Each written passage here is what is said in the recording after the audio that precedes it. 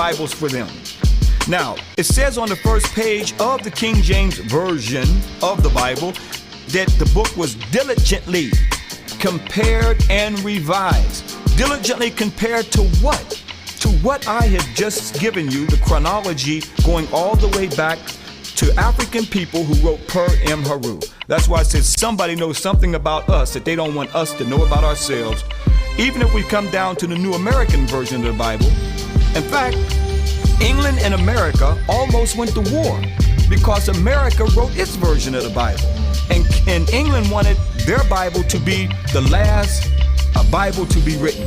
But again, America acting on the same basis that England acted on, said we're the king of this day. We'll write our own Bible. So in the early 1900s, around 1901, this is when we get the New American Version of the Bible. Now, although you still have the King James Version of the Bible still around, but in another 100 years from now, maybe even less than that, that book will slowly go out of circulation. Our great-grandmothers had the Greek version of the Bible, and it slowly went out of circulation.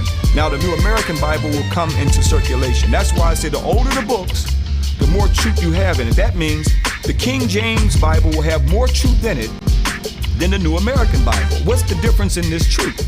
In the King James Version of the Bible, it speaks of in Revelation, speaking of Yeshua, called Jesus today, that my hair is like lamb's wool and feet like brass as it put in an oven. Is that right? That's right. Clearly giving an identification that he is a black man.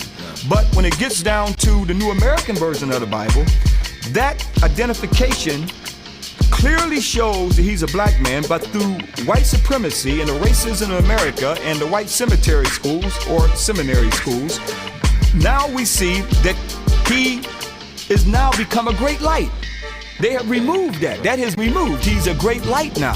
No longer is he coming with hair like lamb's wool and feet like brass is put in the oven. He is now a great light.